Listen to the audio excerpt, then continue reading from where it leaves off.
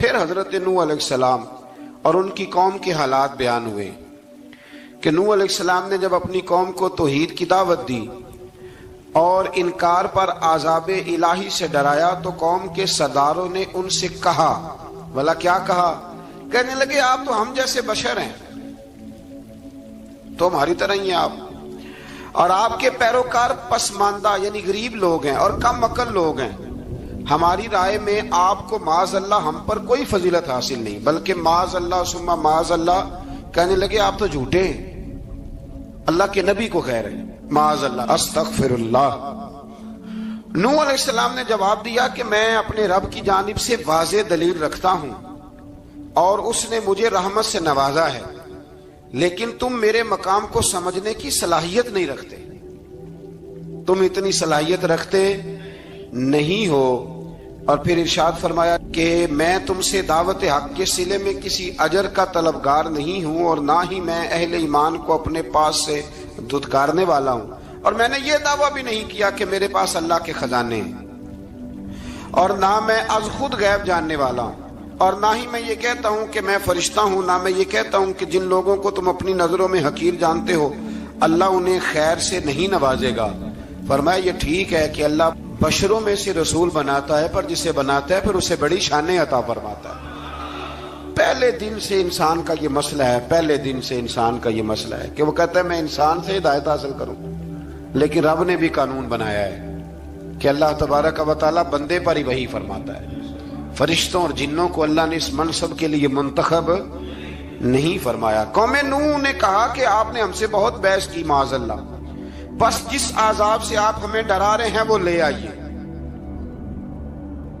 تو نوح علیہ السلام نے کہا کہ اللہ چاہے گا تو تم پر عذاب بھی آ جائے گا۔ آیت نمبر 37 سے 47 میں بتایا کہ اللہ تعالیٰ کی طرف سے نوح علیہ السلام کو حکم ہوا کہ ہماری نگرانی میں اور ہماری وحی کے مطابق آپ کشتی بنائیے،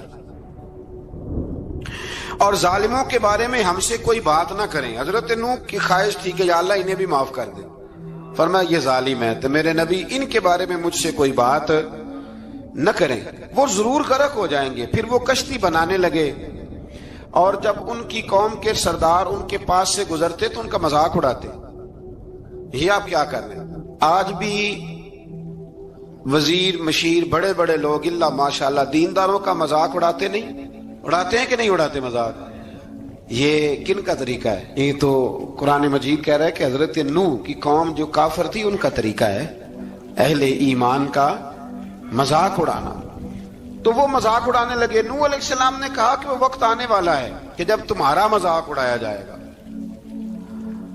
اور تمہیں پتہ چل جائے گا کہ رسوا کن عذاب کس پر آئے گا۔ اللہ تعالیٰ نے فرمایا جب ہمارا حکم عذاب آ پہنچا اور تندور ابلنے لگا، تندور سے آگ نکلا کرتی ہے، پانی نہیں نکلا کرتا، اور نوح علیہ السلام کی قوم پر جب عذاب آیا تو پانی تندور سے نکلا، تندور سے اللہ نے پانی نکالا، جہاں سے پانی نکلا نہیں کرتا، تندور ابلنے لگا۔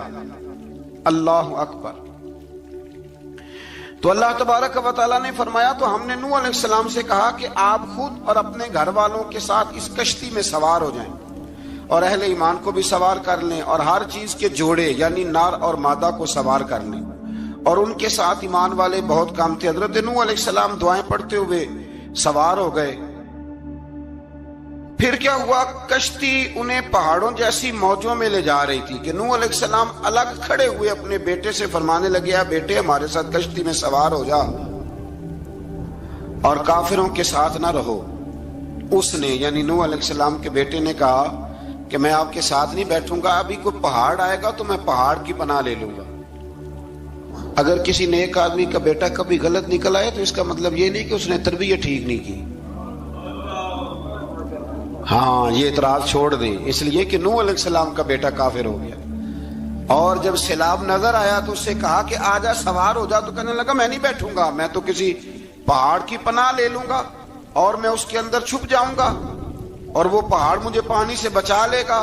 نوح علیہ السلام نے کہا آج اللہ کے حکم کے سوا کوئی بچانے والا نہیں ہے سوائے اس کے جس پر اللہ رحم فرمائے۔ پھر ان دونوں کے درمیان موج حائل ہو گئی، ایسے ایک موج اٹھی اور حضرت نوح کا بیٹا ڈوب گیا۔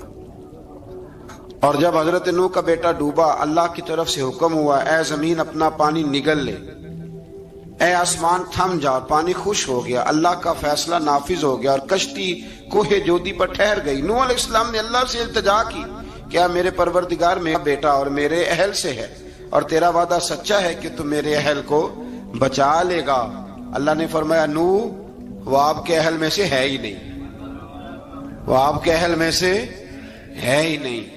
اہل میں سے وہ ہوگا جو آپ کے طریقے پہ چلے گا، جو طریقے پہ نہ چلے وہ نسل میں سے ہے ہی نہیں، وہ ختم ہو گئی بات۔ اللہ اکبر۔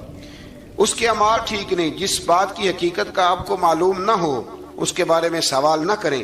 تو نوح علیہ السلام نے اللہ تعالیٰ سے اپنی اس اجتہادی خطا پر مغفرت اور رحم کی دعا کی۔ پھر طوفان نوح تھم جانے کے بعد وہ سلامتی کے ساتھ اتر گئے۔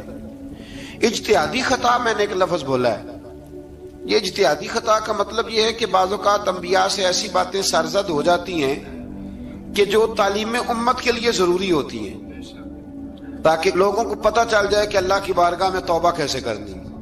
اگر وہ لوگ توبہ نہ کرتے تو ہمیں توبہ کے طریقے سمجھ میں، یعنی ان سے اجتہادی خطا ہو گئی، کہنے میں کرنے میں کوئی ایسی بات ہو گئی جو بظاہر اللہ تعالیٰ کی رضا والی، تو فوراً معافی مانگ لیتے تھے۔ لیکن اب امتی اٹھ کے کہے کہ نبی گناہ گار ہے معاذ اللہ۔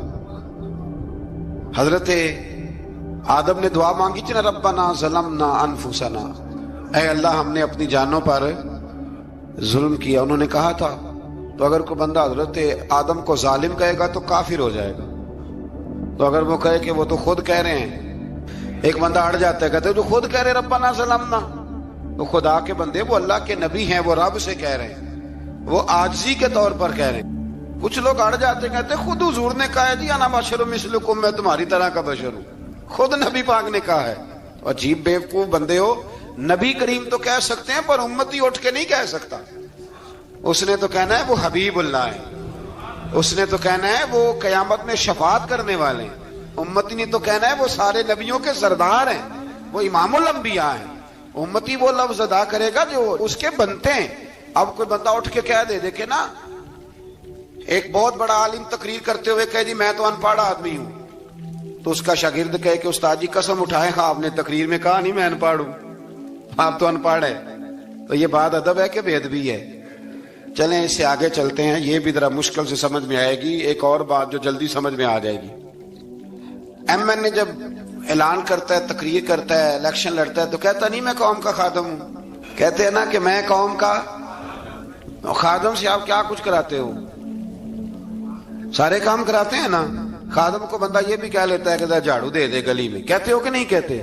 تو اس نے بھی تو سپیکر میں کہا میں خادم ہوں، کہو اس سے کہ جھاڑو دے گلی میں آ کے، پھر پتہ کیا حال ہوگا؟ جھاڑو تو نہیں آئے گا اور ہو سکتا ہے کچھ ہے آ جائے۔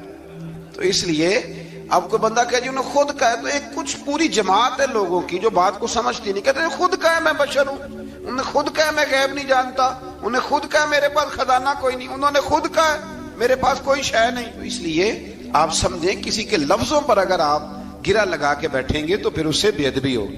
تو نوح علیہ السلام نے اللہ سے اپنی اجتہادی خطا کی معافی مانگی۔ اب حضرت نوح کو کوئی خطا کار کہے گا تو بہت بڑا مجرم بن جائے گا، اس لیے کہ وہ اللہ کے